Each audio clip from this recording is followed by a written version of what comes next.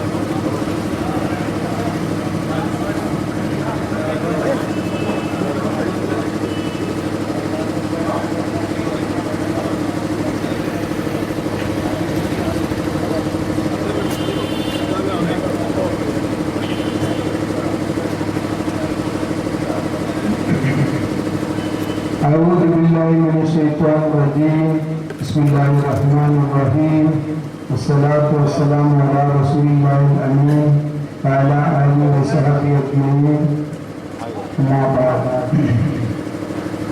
അരീക്കോടും പ്രദേശത്തും ഇന്നെത്തിയ സ്നേഹാദരണീയരായ വിദ്യാസമ്പന്നരായ സഹോദരന്മാരെ, അസ്സലാമു അലൈക്കും വറഹ്മത്തുള്ളാഹി വബറകാതുഹു. ഹിജ്റ കലണ്ടർ വിഷയത്തെക്കുറിച്ച് ഏതാണ്ട് 3-4 പരിപാടിയാണ് ഈ അടുത്ത കാലത്ത് ഇവിടെ നടന്നു വന്നതിൻ്റെ തുടർച്ചയായി ഇന്ന് സംഘടിപ്പിക്കപ്പെട്ടിട്ടുള്ളത്.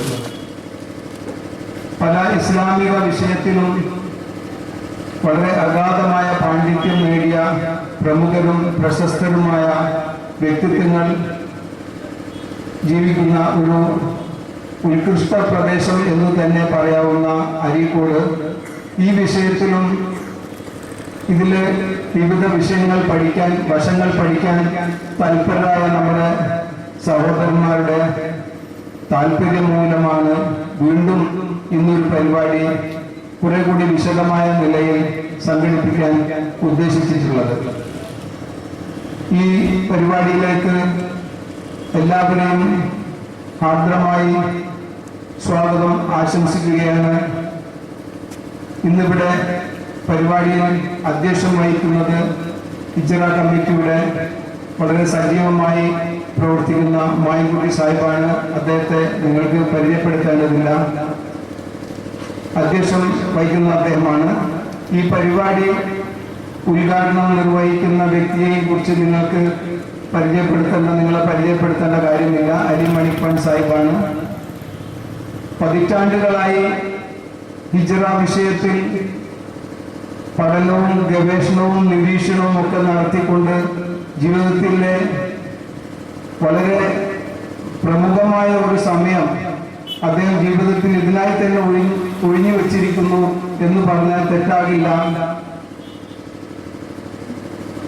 ഇത്രത്തോളം ഈ വിഷയത്തെ കുറിച്ച് പഠിക്കുകയും നിരീക്ഷിക്കുകയും, ഞാൻ അണ്ടർലൈൻ ചെയ്ത് പറയാൻ നിരീക്ഷിക്കുകയും ചെയ്യുന്ന, കാരണം ചന്ദ്രന്റെ കലകളെ ചന്ദ്രദർശനം ആവശ്യമാണ് എന്ന് വിശ്വസിക്കുന്ന അല്ലെങ്കിൽ ഉന്നയിക്കുന്ന പണ്ഡിതന്മാർ, പ്രസ്ഥാനക്കാർ പോലും വാസ്തവത്തിൽ ചന്ദ്രന്റെ കലകളെ കുറിച്ചോ ചന്ദ്രന്റെ ചലനത്തെ കുറിച്ചോ അതിന്റെ മനാസിലിനെ കുറിച്ചോ അതിനെ കുറിച്ചോ ഒന്നും തന്നെ നിരീക്ഷണം നടത്താറില്ല എന്നാണ് മനസ്സിലാകുന്നത്. അങ്ങനെ നടത്തിയിരുന്നെങ്കിൽ ഇന്ന് നിലനിൽക്കുന്ന വിവാദങ്ങളോ വിമർശനങ്ങളോ ഈ വിഷയ സംബന്ധമായി ഉണ്ടാകാൻ പാടില്ലാത്തതുമാണ്. അതുകൊണ്ട് തന്നെ അദ്ദേഹം ആരെക്കാളേറെ ഈ വിഷയത്തിൽ നിരീക്ഷണങ്ങളും ഗവേഷണങ്ങളും ഒരുപാട് പുസ്തകങ്ങളും ലഭ്യമായ ഖുർആൻ ഹദീസ് ഗ്രന്ഥങ്ങളിൽ നിന്നുള്ള അറിവുകളും നേടിയ വ്യക്തിയാണ്. കൂടുതൽ പറയേണ്ടതില്ല. അദ്ദേഹമാണ് ഈ ഇന്നത്തെ പരിപാടി ഉദ്ഘാടനം ചെയ്ത് സംസാരിക്കുന്നത്. ഇന്ന് വിഷയം അവതരിപ്പിക്കുന്നത് നമ്മുടെ സുഹൃത്തും നിങ്ങൾക്ക് പരിചിതനുമായ അബ്ദുൾ റഷീദ് സേലം അവറുകളാണ്. ഈ വിഷയത്തിൽ കോഴിക്കോടും കേരളത്തിലും തമിഴ്നാട്ടിലും ഒക്കെ തന്നെയും പല പരിപാടികളിൽ സംബന്ധിക്കുകയും സംസാരിക്കുകയും ചർച്ചകളിൽ പങ്കെടുക്കുകയൊക്കെ ചെയ്യുന്ന വ്യക്തിത്വമാണ് അദ്ദേഹം. അദ്ദേഹത്തിൻ്റെയും നമ്മുടെ ബഹുമാന്യൻ ആദരണീയനായ ഡോക്ടർ കരീം സാഹിബിൻ്റെയും ഒരു DVD അടുത്ത് പ്രകാശനം ചെയ്യപ്പെട്ടത് ഒരുപക്ഷെ നിങ്ങൾ കണ്ടിരിക്കും. ഈ വിഷയം സംക്ഷിപ്തമായി വളരെ ഭംഗിയായി അദ്ദേഹം അവതരിപ്പിച്ചിട്ടുണ്ട്. അതിന്റെ ആരോഗ്യവശം എന്താണ്, ചന്ദ്രനും ആരോഗ്യവശവും എന്നതിനെ കുറിച്ച് നമ്മുടെ അബ്ദുൽ കരീം സാഹിബിന്റെ ഒരു പ്രഭാഷണവും വളരെ ഭംഗിയായ ഒരു പ്രഭാഷണവും അതിലുണ്ട്. ആ മിസ്റ്റർ റഷീദ് സാഹിബാണ് ഇന്ന് വിഷയം അവതരിപ്പിച്ചുകൊണ്ട് സംസാരിക്കുന്നത്. ഒപ്പം നമുക്ക് ഏറെ സന്തോഷം നൽകുന്ന ഒരു കാര്യം, തമിഴ്നാട്ടിൽ നിന്ന് വന്ന നമ്മുടെ സുഹൃത്ത് ആദരണീയനായ ഡോക്ടർ A. മുഹമ്മദ് അലി സാഹിബ് എന്നിവിടെ എത്തിയിട്ടുണ്ട്. അദ്ദേഹം ഒരുപാട് വിഷയത്തിൽ വളരെ അഗാധമായ പാണ്ഡിത്യം നേടിയ വ്യക്തിയാണ്. തമിഴ്നാട്ടിലെ ട്രിച്ചിയിൽ ഇപ്പോൾ സ്ഥിരതാമസമാക്കുകയും തമിഴ്നാട്ടിലെ പല പ്രദേശങ്ങളിലും കേരളത്തിലും ഇത്തരം വിഷയങ്ങളിൽ ക്ലാസുകളും പ്രസംഗങ്ങളും ചർച്ചയിലും പങ്കെടുത്തുകൊണ്ട് അദ്ദേഹം നമ്മുടെ ഇടയിൽ തന്നെ ഉണ്ട്. അദ്ദേഹം അറബിക്കിൽ MA കഴിഞ്ഞതിന് ശേഷം അദ്ദേഹം മലേഷ്യയിലെ ഇസ്ലാമിക് യൂണിവേഴ്സിറ്റിയിൽ പ്രൊഫസറായി വർക്ക് ചെയ്യുകയായിരുന്നു. അതിനു മുമ്പ് അദ്ദേഹം ലിബിയ, സൗദി അറേബ്യ തുടങ്ങിയ വിദേശ രാജ്യങ്ങളിൽ അദ്ദേഹം പ്രവർത്തിച്ചിട്ടുണ്ട്. ഏൻഷ്യന്റ് ഹദീസ് ഇതിനെക്കുറിച്ചും ഫസ്റ്റ് ഹദീസ് ഗ്രന്ഥങ്ങളെ കുറിച്ചും MPhil PhD ഒക്കെ ചെയ്തിട്ടുള്ള PhD ബിരുദധാരി കൂടിയായ അദ്ദേഹം ഇന്ന് നമ്മളോട് സംസാരിക്കുന്നതാണ്. അദ്ദേഹം ഒരു കുഴപ്പമേ ഉള്ളൂ, മലയാളം അത്ര വശമില്ല എന്നതുകൊണ്ട് ഇംഗ്ലീഷിലായിരിക്കും സംസാരിക്കുക. ആവശ്യമെങ്കിൽ ആ പോയിന്റ്സ് തർജ്ജമ ചെയ്യുന്നതാണ്. അദ്ദേഹമാണ് ഈ പരിപാടി ഒരു വിഷയമായിട്ട് അദ്ദേഹം സംസാരിക്കുന്നതാണ്. എല്ലാവരെയും ഈ ചടങ്ങിലേക്ക് സ്വാഗതം ആശംസിച്ചുകൊണ്ട് അധ്യക്ഷ പദം അലങ്കരിക്കാനായി വായൻകുടി സാഹിബിനെ ക്ഷണിക്കുന്നു. അസ്സലാമു അലൈക്കും.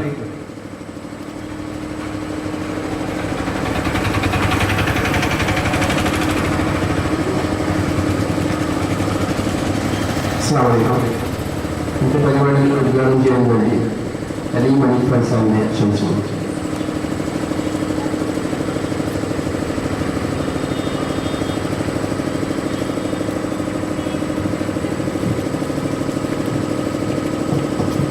السلام عليكم ورحمة الله وبركاته. أعوذ بالله من الشيطان الرجيم. بسم الله الرحمن الرحيم. الحمد لله رب العالمين والصلاة والسلام على رسوله الأمين وعلى آله وصحبه أجمعين. أما بعد. اللهم صل على محمد وعلى آل محمد كما صليت على إبراهيم وعلى آل إبراهيم في العالمين إنك حميد مجيد. اللهم بارك على محمد وعلى آل محمد كما باركت على إبراهيم وعلى آل إبراهيم في العالمين إنك حميد مجيد. പ്രിയമുള്ള സഹോദരന്മാരെ, ഇന്ന് ഇവിടെ ഇങ്ങനെയുള്ള ഒരു പരിപാടി ഉദ്ഘാടനം ചെയ്യുന്നതിൽ എനിക്ക് അതിയായ ആഗ്രഹമുണ്ട്. ഈ പരിപാടി എന്താണെന്ന് വെച്ചാൽ ഇസ്ലാമിക കലണ്ടറിനെ പറ്റിയുള്ള ഒരു സംഭാഷണമാണ് ഇവിടെ നടക്കാൻ പോകുന്നത്. ഇസ്ലാമിക കലണ്ടർ എന്താണ്, അത് ഇവിടെ നടപ്പിലുണ്ടോ ഇല്ലേ എന്നുള്ളതാണ് ഇവിടെ നമുക്ക് ചിന്തിക്കാനുള്ളത്. ഇന്ന് ലോകത്ത് നോക്കിയാൽ ലോകമാകമാനം മുസ്ലിംകൾ ഒരു കലണ്ടർ ഉപയോഗിക്കുന്നില്ല. എന്നാൽ റസൂലുള്ളാഹി സ്വല്ലല്ലാഹു അലൈഹി വസല്ലമയും സഹാബത്തും അല്ലാഹു ഖുർആനിൽ പറഞ്ഞ കലണ്ടർ നടപ്പിലാക്കുകയും അതിലൂടെ പ്രവർത്തിക്കുകയും ചെയ്തതായ ചരിത്രങ്ങൾ നമ്മുടെ ഉണ്ടാകുന്നുണ്ട്. ഇന്ന് ആ കലണ്ടർ ഉണ്ടോ എന്ന് ചോദിച്ചു കഴിഞ്ഞാൽ ഇല്ലെന്ന് തന്നെ പറയാം. ലോകത്ത് എവിടെയും ഈ കലണ്ടർ ഇന്ന് പ്രചാരത്തിലില്ല. പരിശുദ്ധ മക്കയിൽ പോലും ദിവസങ്ങൾ തെറ്റിക്കൊണ്ട് പല തെറ്റുകളും സംഭവിച്ചുകൊണ്ട് ഒരു പ്രത്യേക കലണ്ടർ ഇല്ലാത്ത രീതിയാണ് നമുക്ക് കാണുന്നത്. ഇതൊക്കെ നമ്മൾ നോക്കിയാൽ ഇവിടെ നവോത്ഥാന സംഘടനകളായ ആളുകൾ ഇവിടെ കലണ്ടറിന് ചില പരിഷ്കാരങ്ങൾ വരുത്തിയിട്ടുണ്ട്. മുൻകാലത്ത് ഇവിടെ ഉണ്ടായിരുന്നത് ജൂതന്മാർ ഉണ്ടാക്കിയ അറബിക് കലണ്ടറായിരുന്നു. അത് എന്താണെന്ന് വെച്ചാൽ അതൊരു കൃത്രിമ കലണ്ടറായിരുന്നു. അതിൽ എല്ലാ മാസങ്ങളും ഒരുപോലെയായിരുന്നു, 30 അല്ലെങ്കിൽ 29. അങ്ങനെ ആ കലണ്ടറിൽ എല്ലാ ഷാബാനും 29 എല്ലാ റമദാനും 30. ആ കലണ്ടറായിരുന്നു ഇവിടെ കുറെ കാലം മുമ്പ് നടപ്പിലുണ്ടായിരുന്നത്. ഇപ്പോൾ ചെറിയൊരു പരിഷ്കാരം വരുത്തി. അതായത് ഓരോ നാട്ടിലെ സൂര്യചന്ദ്രന്മാരുടെ അസ്തമന വ്യത്യാസം പരിഗണിച്ചിട്ട് കലണ്ടർ ഉണ്ടാക്കുന്ന തെറ്റായ സമ്പ്രദായം. അതിലാണ് ഇപ്പോഴുള്ള തർക്കങ്ങൾ മുസ്ലിം ലോകത്ത് നിലവിൽ നിൽക്കുന്നത്. ഈ മാനദണ്ഡം ശാസ്ത്രീയമായിട്ട് ശരിയാണോ എന്ന് പരിശോധിച്ച് നോക്കിയാൽ ഇത് ശാസ്ത്രത്തിന് അറിയുന്നതല്ല. ആരോ ഒരാൾ എന്തോ പറഞ്ഞു, അതിന്റെ അടിസ്ഥാനത്തിൽ ആളുകൾ ഇത് പ്രവർത്തിച്ചു. കുറെ കാലങ്ങളായി ഇത് പ്രചരിപ്പിച്ചു കൊണ്ടുവരികയാണ്. ഏകദേശം 40ഓളം കോടികളിലധികം ഈ പ്രചാരം നടന്നുകൊണ്ടിരിക്കുകയാണ്. ജനങ്ങളിൽ കുഴപ്പങ്ങൾ വർദ്ധിച്ചുകൊണ്ടിരിക്കുകയാണ്. നിങ്ങൾ കലണ്ടറുകൾ പരിശോധിച്ച് നോക്കിയാൽ ഇത് നിങ്ങൾക്ക് മനസ്സിലാക്കാൻ സാധിക്കും.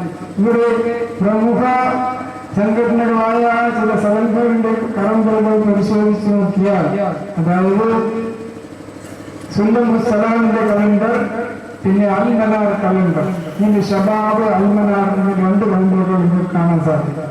ഈ 2 കലണ്ടറുകളിൽ വരുന്ന റമദാൻ തുടങ്ങുന്ന ദിവസം തെറ്റിച്ചു കൊടുത്തിരിക്കുകയാണ്. ഷബാബ് കലണ്ടറിൽ ശനിയാഴ്ച റമദാൻ തുടങ്ങുന്നു. അതേ സമയത്ത് അൽമനാർ കലണ്ടറിൽ ഞായറാഴ്ച തുടങ്ങുന്നു.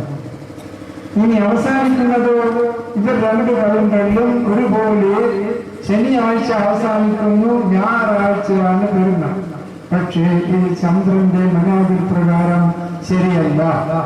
ചന്ദ്രന്റെ മനാദിൽ പ്രകാരം കണക്ക് കൂട്ടി നോക്കുമ്പോൾ നമുക്കിപ്പോൾ കണക്കുകളുണ്ട്, ശാസ്ത്രം വളരെയേറെ പുരോഗമിച്ചിട്ടുണ്ട്. ചന്ദ്രൻ നമുക്ക് നോക്കുവാനായിട്ട് എപ്പോഴും ഉണ്ട്. ഈ വരുന്ന റമദാൻ മാസം ശനിയാഴ്ച തുടങ്ങുകയും 29 ദിവസങ്ങളിൽ ശനിയാഴ്ച തന്നെ അവസാനിക്കുകയും ചെയ്യുന്നു. അപ്പോൾ ഞായറാഴ്ച പെരുന്നാളിന്റെ ദിവസമാണ്. പക്ഷേ ഇവിടെയുള്ള കലണ്ടറുകളിൽ തിങ്കളാഴ്ചയാണ് പെരുന്നാൾ കൊടുത്തിരിക്കുന്നത്. അപ്പൊ എന്ത് സംഭവിക്കും? അല്ലാഹു നോമ്പ് ഹറാമാക്കിയ ദിവസമായ പെരുന്നാളിന്റെ ദിവസം ജനങ്ങൾ നോമ്പ് പിടിക്കുന്ന അവസ്ഥയാണ്. ഇതെന്തുകൊണ്ട് ആളുകൾ പരിശോധിക്കുന്നില്ല, ഇതിനെപ്പറ്റി ചിന്തിക്കുന്നില്ല എന്ന് മാത്രമാണ് എനിക്ക് നിങ്ങളോട് ചോദിക്കുവാനുള്ളത്. ഞാൻ ഈ കാര്യം പഠിക്കാൻ തുടങ്ങിയത് 1965-ലാണ്. മീക്കോയിൽ ഉണ്ടായ ഒരു സംഭവമാണ് അതിനെ പ്രേരിപ്പിച്ചത്. അതായത് കോഴിക്കോട് പെരുന്നാൾ കഴിഞ്ഞതിന് ശേഷം ലക്ഷദ്വീപുകാര് കപ്പലിൽ കയറി പോവുകയും പിറ്റേ ദിവസം അവിടെ എത്തിയപ്പോൾ പെരുന്നാൾ വരികയും അതിനടുത്ത ദിവസം മിനിക്കോയിൽ പോയപ്പോൾ പിന്നെയും പെരുന്നാൾ വരികയും ചെയ്തു. ഇങ്ങനെ 3 പെരുന്നാളുകളാണ് അന്നുണ്ടായത്. അന്ന് പെരുന്നാൾ ഉണ്ടായത് ഫെബ്രുവരി 2-ാം തീയതി ചൊവ്വാഴ്ചയായിരുന്നു. കേരളത്തിലും ഇന്ത്യയിലും ഒട്ടും അന്ന് പെരുന്നാൾ ഉണ്ടായിരുന്നു. മക്കയിലും പരിസരങ്ങളിലും ഒക്കെ അന്ന് പെരുന്നാളായിരുന്നു. ആ കാലഘട്ടത്തിൽ വിവരം കിട്ടുന്നതിന്റെ അടിസ്ഥാനത്തിലായിരുന്നു പെരുന്നാളുകൾ ആചരിച്ചിരുന്നത്. ഇന്ന് ആ അവസ്ഥ മാറി ഓരോ നാട്ടിലും ഇല്ലാതെ കാണുന്നതിന്റെ അടിസ്ഥാനത്തിലാണ് മാസം തുടങ്ങേണ്ടതെന്ന് എന്ന് പറയുന്ന തെറ്റായ വാദഗതിയാണ് ഇപ്പോൾ നടന്നു വരുന്നത്. അതുകൊണ്ട് എന്തായി പല ദിവസങ്ങളിൽ പെരുന്നാളുകൾ വരുന്നു. ഇസ്ലാമിക നിയമങ്ങൾ ലോകത്ത് പ്രചരിപ്പിക്കുവാൻ പറ്റുകയില്ല, അത് നടപ്പിലാക്കാൻ പറ്റുകയില്ല എന്ന അവസ്ഥയാണ് ഇപ്പോൾ മുസ്ലിങ്ങൾക്ക് വന്നിട്ടുള്ളത്. അതുകൊണ്ട് അഭ്യസ്തവിദ്യരായ ജനങ്ങൾ ഇതിനെപ്പറ്റി ചിന്തിക്കുകയും പഠിക്കുകയും മനസ്സിലാക്കുകയും ചെയ്തിട്ട് വേണം കലണ്ടറുകൾ ഉണ്ടാക്കുക. കാരണം എന്തുകൊണ്ട് വെച്ചാൽ അല്ലാഹു സുബ്ഹാനഹു വ തആല ഇങ്ങനെ തെറ്റായ പ്രചരണങ്ങൾ പ്രസിദ്ധീകരിക്കുന്നത് തടഞ്ഞ കാര്യമാണ്. കളവ് പറയാൻ പാടില്ല. സത്യമല്ലാത്ത ഏതും കളവ് തന്നെയാണ്. അതുകൊണ്ട് കളവ് ഇങ്ങനെ ഉണ്ടാക്കി പ്രചരിപ്പിക്കുന്നത് സമൂഹത്തിന് നാശം വരുത്തുന്ന ഒരു കാര്യം തന്നെയാണെന്നതിന് സംശയമില്ല. അതുകൊണ്ട് തന്നെയാണ് മുസ്ലിം സമൂഹം എന്ന് വളരെ പ്രാധാന്യം വഹിക്കുന്നത്. നമ്മുടെ മുൻഗാമികളായ ആളുകൾ എല്ലാ ശാസ്ത്രങ്ങളുടെയും അടിത്തറ ഇടുകയും അത് പഠിപ്പിക്കുകയും ചെയ്തതിന്റെ ഫലമായിട്ടാണ് ഇന്ന് ലോകത്ത് പല വിദ്യകളും മുന്നേറിയിരിക്കുന്നത്. പക്ഷേ മുസ്ലിംകളെ പറ്റി ചിന്തിക്കുകയാണെങ്കിൽ മുസ്ലിംകൾ ഇപ്പോൾ വളരെ താഴോട്ട് പോയ അവസ്ഥയിലാണ് കാണുന്നത്. ഈ കലണ്ടർ വിഷയം നോക്കിയാൽ തന്നെ നമുക്ക് മനസ്സിലാകും. കുന്തും ഖൈറ ഉമ്മത്തിൻ ഉഖ്രിജത് ലിന്നാസ് എന്ന് അല്ലാഹു വിശേഷിപ്പിച്ച സമൂഹം ഇന്ന് ഒരു കലണ്ടർ ഇല്ലാതെ അവസരപ്പെടുന്ന അവസ്ഥയാണ് കാണുന്നത്. വലിയ വലിയ പണ്ഡിതന്മാർ പോലും പറയുന്നത് ഈ ചന്ദ്രമാസം നടപ്പിലാക്കാൻ പറ്റുകയില്ല, അത് വിശ്വസിക്കാൻ പറ്റിയതല്ല എന്ന രീതിയിലാണ്. എന്നാൽ അല്ലാഹു ഖുർആനിൽ പറഞ്ഞത് അശ്ശംസു വൽ ഖമറു ബിഹുസ്ബാൻ, സൂര്യനും ചന്ദ്രനും എല്ലാം കൃത്യമായ കണക്കിന്റെ അടിസ്ഥാനത്തിലാണ് ചലിച്ചുകൊണ്ടിരിക്കുന്നത്. നമുക്കറിയാം, നിങ്ങൾ നോക്കിയാൽ എല്ലാവരുടെ കയ്യിലുള്ള മൊബൈലുകളിൽ പോലും ഈ നമ്മൾ കാണുന്ന ചന്ദ്രന്റെ കലകൾ കാണിക്കുന്ന സംവിധാനമുണ്ട്. ഓരോ ദിവസവും ആ കല മാറിക്കൊണ്ടു പോകുന്നതായി കാണുകയും ഒരു ദിവസം തീരെ കല ഇല്ലാത്ത അവസ്ഥ പ്രാപിക്കുന്നതായും കാണാം. എത്ര ലളിതമായ ഒരു രീതിയാണ് അല്ലാഹു മനുഷ്യർക്ക് തന്നിരിക്കുന്നത്. എന്നാൽ മനുഷ്യർ എന്തോ അല്ലാഹു പറഞ്ഞത് അംഗീകരിക്കുന്നത് ഒരിക്കലുമില്ല. അല്ലാഹു തന്ന കലണ്ടർ മനുഷ്യർ ഉപേക്ഷിക്കുകയും അവരുടെ സ്വന്തം രീതിയിലായ കലണ്ടറുകൾ ഉണ്ടാവുകയും ചെയ്തതായിട്ടാണ് നമുക്ക് ആദം അലൈഹിസ്സലാം മുതൽ റസൂലുള്ളാഹി സ്വല്ലല്ലാഹു അലൈഹി വസല്ലം വരെയുള്ള ആളുകൾ ചെയ്തതായിട്ട് കാണുന്നത്. ഓരോ നബിമാരും വന്ന് ഇത് തിരുത്തുകയും പിന്നീട് തെറ്റിലേക്ക് ജനങ്ങൾ വീഴുകയും ചെയ്തതിന്റെ ഫലമായിട്ട് പഴയ ചരിത്രങ്ങളൊന്നും നമുക്കില്ല. ഈസാ അലൈഹിസ്സലാമിന്റെ ജനന തീയതി, അവസാന തീയതി ഇതൊന്നും എവിടെയും റെക്കോർഡിലില്ല, കണ്ടുപിടിക്കാൻ പറ്റുകയില്ല. കാരണം അല്ലാഹു തന്ന കലണ്ടർ മനുഷ്യർ ഉപയോഗിച്ചു. റസൂൽ സല്ലല്ലാഹു അലൈഹി വസല്ലം എല്ലാ കാര്യങ്ങളും നമ്മളെ പഠിപ്പിച്ചു പോയി എന്നാണ് നമ്മുടെ വാദം. അതായത് ഹജ്ജത്തുൽ വിദാഇ റസൂലുള്ളാഹി സ്വല്ലല്ലാഹു അലൈഹി വസല്ലം നാനാഭാഗത്തും ലോകത്തിന്റെ നാനാഭാഗത്തു നിന്നും ഹജ്ജിന് വന്നിരുന്ന 1,00,000-ൽ പരം ആളുകളോട് ചോദിക്കുകയും അവർ റസൂലുള്ളാഹി സ്വല്ലല്ലാഹു അലൈഹി വസല്ലം എല്ലാം പഠിപ്പിച്ച് നിങ്ങൾക്ക് എത്തിച്ചു തന്നു എന്ന് പറയുകയും ചെയ്ത അവസ്ഥ നമ്മുടെ ഉണ്ടാവുകയാണ്. റസൂലുള്ളാഹി സ്വല്ലല്ലാഹു അലൈഹി വസല്ലം ഒരു കാര്യവും ഇവിടെ പഠിപ്പിക്കാതെ പോയിട്ടില്ല. ഒരു സഹാബി പറഞ്ഞത് ഞാൻ ഓർക്കുന്നുണ്ട്. റസൂലുള്ളാഹി സ്വല്ലല്ലാഹു അലൈഹി വസല്ലം മൂത്രമൊഴിക്കുന്ന മലമൂത്ര വിസർജനം ചെയ്യേണ്ടത് എങ്ങനെയാണെന്ന് പോലും പഠിപ്പിച്ചു എന്ന് പറയുമ്പോൾ ഈ കാര്യം റസൂലുള്ളാഹി സ്വല്ലല്ലാഹു അലൈഹി വസല്ലം പഠിപ്പിക്കാതെ പോകുമോ എന്ന് നാം ചിന്തിക്കേണ്ടതുണ്ട്. അത് ഹിസാബ് എന്ന ഒരു വിഷയം തന്നെ ഖുർആനിലുണ്ട്. അത് റസൂലുള്ളാഹി സ്വല്ലല്ലാഹു അലൈഹി വസല്ലം ശരിക്കും പഠിപ്പിക്കുകയും അത് ഒരു വിഷയമായി തന്നെ ഇരിക്കുകയും ചെയ്യുമ്പോൾ നാം ഈ കാലഗണനയിൽ വളരെ പിന്നോട്ടുള്ള അവസ്ഥയിലാണ് ഇപ്പോൾ കാണുന്നത്. നമുക്ക് തീയതികൾ കണ്ടെത്താൻ പറ്റുന്നില്ല. ഒരു തീയതി 3 ദിവസം വരെ തുടരും എന്നാണ് ചിലർ പറയുന്നത്. ഇത് എത്ര വലിയ വിഡിത്തമാണെന്ന് നിങ്ങൾക്ക് മനസ്സിലാവും. അതായത് ശവ്വാൽ 1-ലാണ് പെരുന്നാൾ ആചരിക്കേണ്ടത്, ഈദുൽ ഫിത്ർ. ദുൽഹജ്ജ് 10-ലാണ് ഈദുൽ അദ്ഹ ആചരിക്കേണ്ടത്. ഈ ശവ്വാൽ 1 3 ദിവസം വരെ നിൽക്കുന്നത് എങ്ങനെയാണ് എന്ന് നമ്മൾ ചിന്തിക്കേണ്ടത്. നമ്മൾ തീരെ ചിന്തിക്കുന്നില്ല, ബുദ്ധി ഉപയോഗിക്കുന്നില്ല എന്ന് തന്നെ വേണം പറയുക. നമ്മൾ ബുദ്ധി ഉപയോഗിച്ചിട്ടില്ലെങ്കിൽ നമ്മൾ എത്തുന്ന സ്ഥലം എന്താണെന്ന് ഖുർആനിൽ വളരെ വിശദമായി അല്ലാഹു പറഞ്ഞു തന്നിട്ടുണ്ട്. ഈ ബുദ്ധി തന്നെയാണ് മനുഷ്യനാക്കുന്നത്. അത് നമ്മൾ ഉപയോഗിച്ചില്ലെങ്കിൽ നമ്മളും കന്നുകാലികളും തമ്മിൽ വ്യത്യാസം ഉണ്ടാവുകയാണ്. അതുകൊണ്ട് ഈ വിഷയം എല്ലാവരും ചിന്തിക്കുകയും ഇത് ഉടനെ തന്നെ പരിഹരിക്കാനുള്ള ശ്രമങ്ങൾ നടത്തുകയും വേണം. ഞാൻ പരിശോധിച്ചിടത്തോളം ഇവിടെ ലോകത്ത് എവിടെയും തന്നെ സ്വതന്ത്രമായിട്ട് സംസാരിക്കാനുള്ള സൗകര്യം ജനങ്ങൾക്കില്ല. അത് ഇന്ത്യയിൽ മാത്രമേ ഉള്ളൂ. അതുകൊണ്ട് ഈ വിഷയം തിരുത്തണമെങ്കിൽ ഇന്ത്യയിൽ മാത്രമേ ഇത് തിരുത്താൻ പറ്റുകയുള്ളൂ. ഇന്ത്യയെ പറ്റി നോക്കിയാൽ അത് കേരളത്തിൽ മാത്രമേ അതിന് കഴിവുള്ള ജനങ്ങൾ ഉള്ളതായിട്ട് ഞാൻ കാണുന്നു. അപ്പോൾ ഈ കഴിവുള്ള ജനങ്ങൾ അവർക്ക് ഏൽപ്പിക്കപ്പെട്ടതായ കാര്യം ചെയ്തില്ലെങ്കിൽ അവരായിരിക്കും നാളെ മനുഷ്യരിൽ ഏറ്റവും അധികം അതാവ് കിട്ടുന്നവർ. അതുകൊണ്ട് നമ്മളെല്ലാവരും വളരെ സൂക്ഷിക്കേണ്ട കാര്യമാണ്, എല്ലാവരും ചിന്തിക്കേണ്ട കാര്യമാണ്. അടുത്ത ഈദുൽ ഫിത്തറിന്റെ ദിവസവും റമളാൻ 1 ദിവസവും നമുക്ക് കണക്ക് കൂട്ടുവാനും ചന്ദ്രനെ നോക്കി കണ്ടുപിടിക്കുവാനും സാധിക്കും. കണക്ക് കൊണ്ട് കിട്ടുന്ന തീയതിയും ദിവസവും നമ്മൾ കണ്ണുകൊണ്ട് കണ്ടുപിടിക്കുന്നത് ദിവസവും ഒന്നുപോലെ തന്നെയായിരിക്കും. കണക്കും കാഴ്ചയും രണ്ടാമതെങ്കിലും ഒന്ന് തന്നെയായിരിക്കും. അതുകൊണ്ട് ഇത്രയും പറഞ്ഞുകൊണ്ട് സമയമില്ലാത്തതുകൊണ്ട് ഞാൻ എൻ്റെ വാക്കുകൾ ചുരുക്കുകയാണ്. എല്ലാവരെയും നല്ല കാര്യങ്ങൾ ചെയ്യുവാനുള്ള സൗകര്യം തരുകയും നമ്മെ എല്ലാവരെയും അനുഗ്രഹിക്കുകയും ചെയ്യുന്ന ഭാഗത്ത് ഞാൻ ദുആ ചെയ്തുകൊണ്ട് എൻ്റെ വാക്കുകൾ ചുരുക്കുകയാണ്. അസ്സലാമു അലൈക്കും.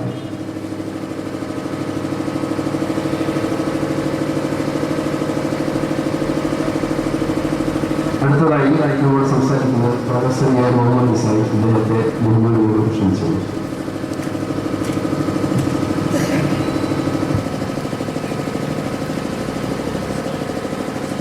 ونعوذ بالله من شرور أنفسنا من سيئات أعمالنا من يهده الله فلا مضل له ومن يضلل فلا هادي له أشهد أن لا إله إلا الله وأشهد أن محمدا عبده ورسوله ربي ادخلني مدخل صدق وأخرجني مخرج صدق واجعلني من لدنك سلطانا نصيرا سبحانك لا علم لنا إلا ما علمتنا إنك أنت العليم الحكيم رب اشرح لي صدري ويسر لي أمري واحلل عقدة من لساني يفقهوا قولي ربي يسر ولا تؤثر ربي زدني علما والهمني بالصالحين ربي يطمن بالخير إن صلاتي ونسكي ومحياي ومماتي لله رب العالمين اللهم يا الله أرنا الحق حقا وارزقنا اتباعه اللهم يا الله أرنا الباطل باطلا وارزقنا اجتنابه.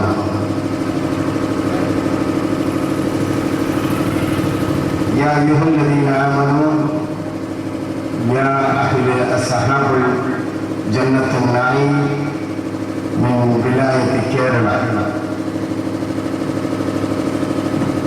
O believers of God, I have been given 20 minutes to present a few words to you regarding the matter of Islamic calendar. Actually, I was called to give some lectures in the matter of medicine. Then my friend Muhammad Mustafa told you have to give some lectures about the Hilal. I am unknown to you, you are unknown to me. My language is not Malayalam. Yet, I am from Malayali relatives. I am your Aliyaka. Though I am a Tamilan, you will be very happy, am I correct? You consider me as your Aliyaka. Aliyaka means your friend, your brother-in-law by marriage. I am Aliyaka in Islamic sense, brother in Aqidah, in Islamic belief. I have been asked to present only 20 minutes speech. Earlier to me, Sheikh Ali Malik Khan explained many things to you because he is known to you. But since last 20 years, as I have been involved into the matter of Hilal and its researches,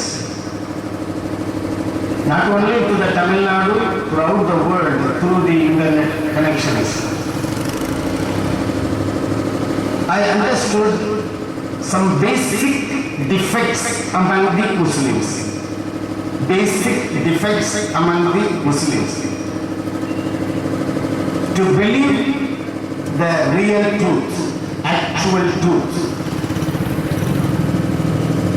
I will give only the hints. Every hint requires some explanation, but I don't have the time.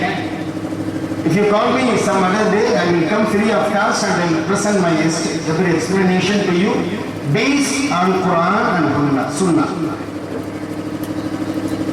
First of all,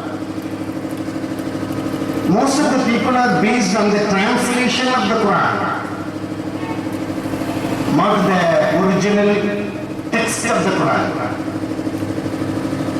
Second is, out of the Quran, Amrayni, Taraktu fikum Amrayni, Rasulullah told that he leave you two things. One is Quran, another is Hadith. Which should be given preference to which subject? Whether the Quran should be given preference to the Hadith or Hadith should be given preference to the Quran. Most of the Muslims are least bothered about this point. Then, as far as my knowledge goes, they give the preference to the Quran first. What are the sayings of the Prophet should be correlated to the Quran. Quran should not be correlated to the Hadith. We people are very adamant of giving correlations of the Hadith to the Quran. This is the basic things. My dear brothers and sisters, those who are listening here and there are two types of truth among the people. Two types. Truth is only one as far as Quran is concerned. Al-Haqq wahid, Al-Haqq ahad. Huwa al-Haqq. But among the people there are two types of truth. One is actual truth, another is assumed truth. Actual truth, I can give you one example so that you can understand. Every layman can understand, as the Prophet is a layman and he made lay people to understand. You can understand what is the actual truth, what is the assumed truth. Everybody is telling sun rises in the east, sets in the west. Sun rises in the morning, sets in the evening. Is it truth? Is it truth? If it is the truth, it is the actual truth or assumed truth. If you ask, the people will tell you it is actual truth. It is not actual truth. Sun neither rises nor sets. It evolves in its own place. The earth is rotating with the sun. So you forget yourself and you are saying the sun is rising, sun is setting. Sun is neither rises nor sets.